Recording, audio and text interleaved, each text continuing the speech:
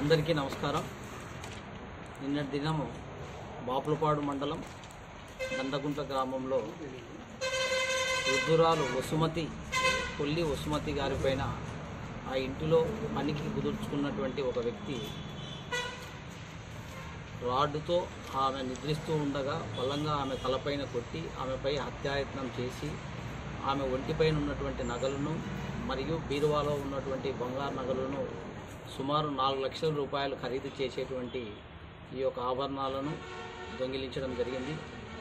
దాని మేరకు వసుమతి గారి దగ్గర బంధువు అయినటువంటి రాజగోపాల్ గారు ఇచ్చినటువంటి ఫిర్యాదు మేరకు హనుమాన్ జంక్షన్ పోలీసులు కేసు నమోదు చేయడం జరిగింది.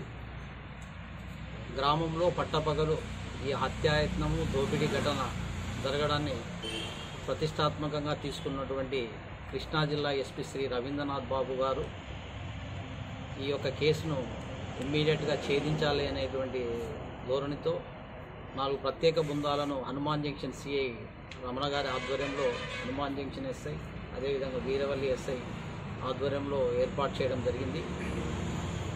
ఈ నేపథ్యంలో విచారణ చేపట్టినటువంటి పోలీసులు ఈ 4 బృందాలు దాదాపుగా 20 మంది సిబ్బంది బాగా స్పందించి ఈ యొక్క నిందితుని యొక్క అచ్చుకి కనుగొని కేవలం 12 గంటల వ్యవధిలోనే నిందితుని సమతం హరీష్ మన ఏలూరు నివాసి ఇతనిని అరెస్ట్ చేసి అతని వద్ద నుండి అతను దోచుకున్నటువంటి ఈ 4 లక్షల రూపాయలు ఖరీదు చేసేటువంటి బంగారు ఆభరణములను 7,400 రూపాయల క్యాష్ను పోలీసులు స్వాధీనం చేసుకోవడం జరిగింది.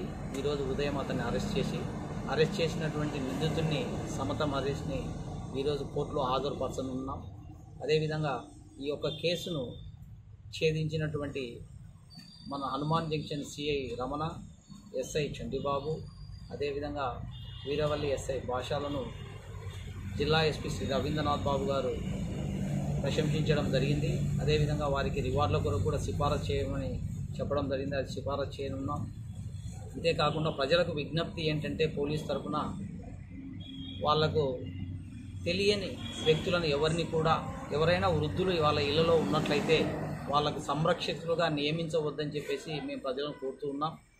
అదేవిధంగా ఈ యొక్క హోమ్ కేర్ సర్వీసెస్కు నిర్వహిస్తున్నటువంటి నిర్వాహకులు కూడా వారి దగ్గర పనిలో కుదిర్చేటువంటి వ్యక్తుల యొక్క పూర్తి వివరములను తెలుసుకొని పూర్తి వివరాలు అతని యొక్క ప్రవర్తన పైన వాళ్ళు క్యారెక్టర్ వెరిఫికేషన్స్ అన్నీ అయిన తర్వాత పోలీసుల సర్టిఫికేషన్ వెరిఫికేషన్ అయిన తర్వాతనే వారి క్యారెక్టర్ రోల్స్ ఇస్తే బాగుంటుందని చెప్పేసి మేము కోరుతూ ఉన్నాం.